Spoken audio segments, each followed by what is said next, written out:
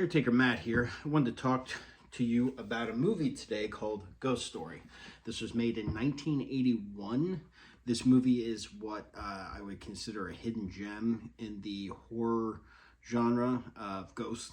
And it stars Fred Astaire, Melvyn Douglas, John Houseman, Douglas Fairbanks Jr. These are all heavy hitters from old Hollywood. They were old men when this was made, and the fact that they did horror speaks volumes, because no one would ever associate Fred Astaire with horror.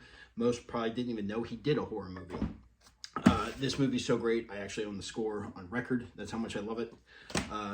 But this movie is absolutely stolen by Alice Krige, who is the villain. She is the big bad in this movie, and she absolutely outshines all four of those guys, which takes some doing. Anybody that's seen their movies knows they don't get upstaged very easily, and she absolutely steals this movie. She is probably the best female villain in a horror movie that I've ever seen. And I've seen a lot, but she plays such a range in this movie that she is fantastic. I first saw this when I was a kid. We were watching on Halloween, and I never made it past this scene right here. Anybody that knows the movie knows what this scene is.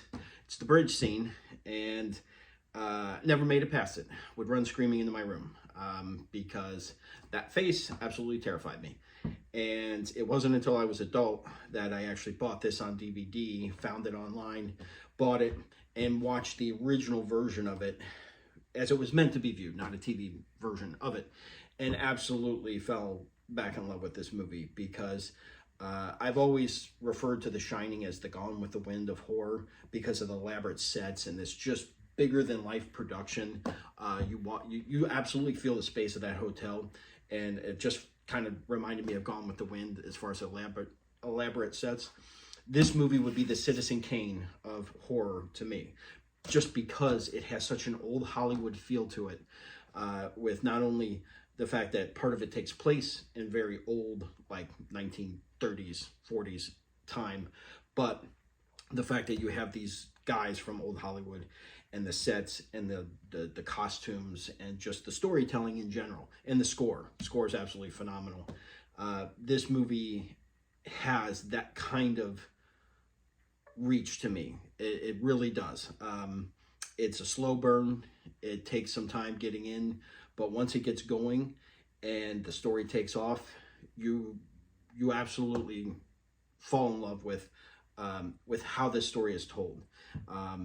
It's a great scare. It does have, it's got its jump scares in it, but most of it is just this dread that builds and builds and builds, like the final scene that's happening over my shoulder here. It just builds and builds and builds, and you're just along for the ride. It's absolutely fantastic. If you've not seen it, it's on Amazon. You can rent or buy it.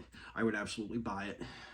If you don't have it, it's worth it. It is worth the $15, whatever it costs. But this movie is fantastic. I cannot recommend it enough. So if you have not seen it, this is a hidden gem that is worth seeing. This is Caretaker Matt, over and out.